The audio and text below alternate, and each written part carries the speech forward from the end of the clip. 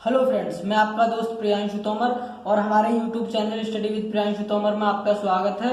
और जैसा कि जो आपका काव्य खंड का तृतीय पाठ है श्रद्धा मनु, उसके कुछ पैराग्राफ्स करा दिए गए थे और बाकी के पैराग्राफ्स आज हम वीडियो में कराएंगे। और ये जो आपकी जो पाठ है, तृतीय पाठ है, ये थोड़ा बड़ा है, इसको हम 4 वीडियो में पूरा करेंगे। आपकी आज दूसरी वीडियो आ रही है, अपलोड करेंगे हम आज या कल में दूसरी वीडियो। तो फिर हम स्टार्ट करते हैं और ज्यादा वक्त खराब नहीं करते, क्योंकि वक्त जो जिंदगी में कभी वापस नहीं आता है। तो इंग्लिश में एक बहुत अच्छे वो थे, उन्होंने लिखा है कि लॉस्टेड टाइम नेवर बी री अगेन्ड।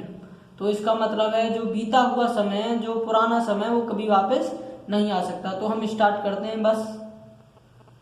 तो फ्रेंड्स, जैसा कि मैंने आपको जो पिछली वीडियो थी उसमें आपको अरुण रवि मंडल उनको भेद दिखाई देते हो छविधाम, तो आपको यहाँ तक कराया गया था, तो उसकी व्याख्या भी बता दी गई थी। तो आज हम आपका आगे से शुरू करते हैं, आपको कराते हैं जो भी है आपका।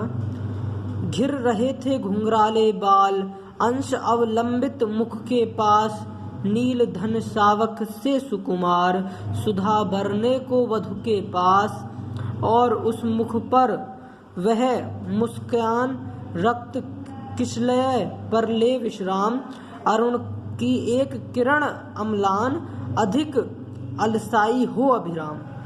तो ये जो पंक्तियां हैं, इनमें जो श्रद्धा है, जो प्रियसी है, जो मनु की प्रियसी है, प्रतिमा है, प्रियतिमा है, जो प्रेमिका है मनु की, जो श्रद्धा है, उसकी जो छवि है, जो उसका जो प्रदर्शन है वहां पर, उसका चित्रण किया गया। इन पंक्तियों में उसकी बताई गई है क्या है, कैसी है, किस प्रकार से वो दिखाई दे रही है। इन पंक्तियों में यही बताया गया है।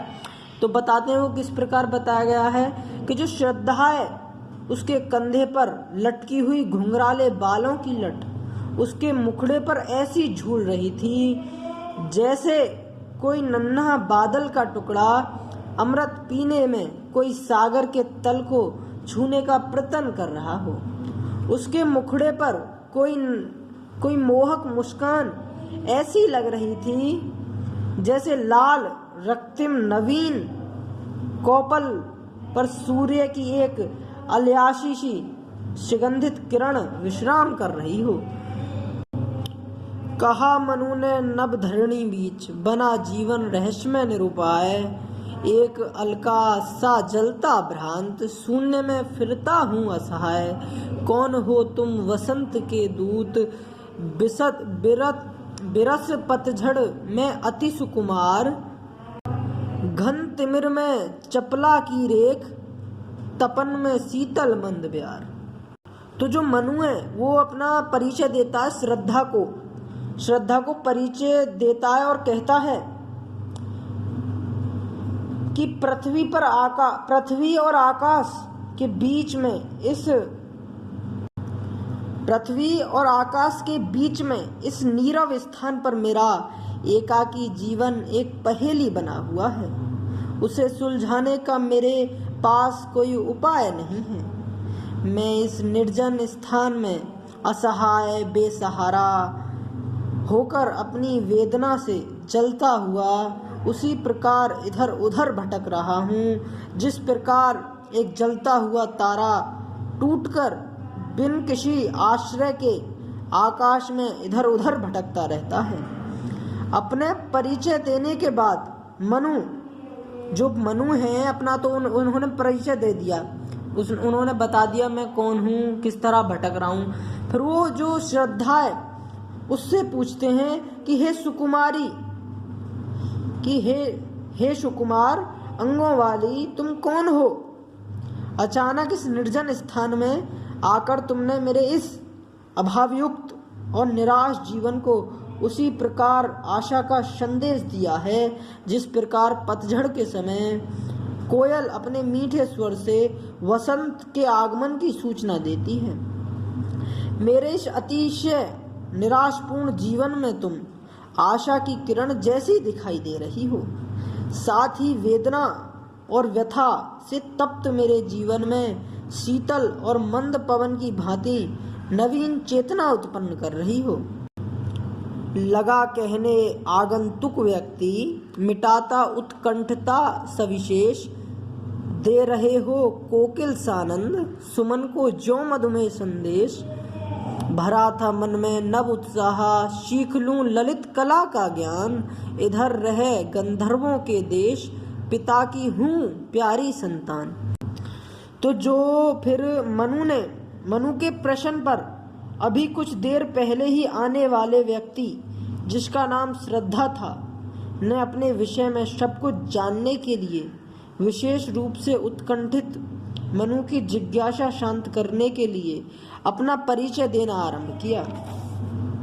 तो जब परिचय देना आरंभ किया तो वो अपने परिचय में बताती है कि उसकी मधुर वाणी मनु को ऐसी लग रही थी मानो कोयल आनंद में भरकर फूलों को मधुमेह वसंत के आने का संदेश सुना रही हो। ऐसी मधुर वाणी में श्रद्धा कहती है कि हे मेरे युवा मन, नवीन उत्साह से परिपूर्ण है, जिससे मेरे मन में ललित कलाओं का ज्ञान सीखने की उत्कंठता जागी है। इसलिए मैं उन ललित कलाओं का पता है आपको क्या होती है? ललित कला होती है जैसे कि गायन है, गाने के गीत जो गाते हैं, गायनकार जो होते हैं, मतलब गीतकार जो होते हैं, मतलब ये ललित कलाएं होती हैं। गायन, वादन, नृत्य, ये आदि ललित कलाएं होती हैं। आदि को सीखने के लिए गंधर्वों के देश में निवास करती हूँ। मैं अपने पिता की अत्यंत प्रिय संतान हूँ। वो बताती है जो मेरे पिताजी हैं, मैं उनकी सबसे प्रिय, बहुत ज़्यादा पसंदीदा, फेवरेट बेटी हूँ या संतान हूँ, कुछ भी कह सकते हो आप। तो दृष्टि जब जाती हिमगिरी ओर, प्रश्न करता मन अधिक अधीर, धरा की यह शुकुड़न भयभीत, आहा कैसी है क्या है पीर। बड़ा मन और चले ये पैर, सैल मालाओं का श्रृंगार, आँख की भूख मिटी यह देख, आह कितना सुंदर संभार।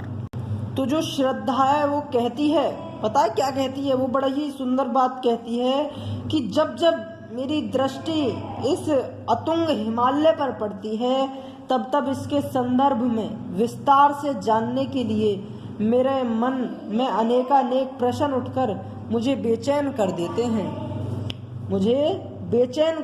हैं। पृथ्वी की शुकुड़न के समान मेरा मन को भयभीत कर देने वाले इस अतुंग हिमालय का आखिरी स्वरूप क्या है, और इसमें निवास करने वाले लोगों की पीड़ा, दुख, दर्द क्या है।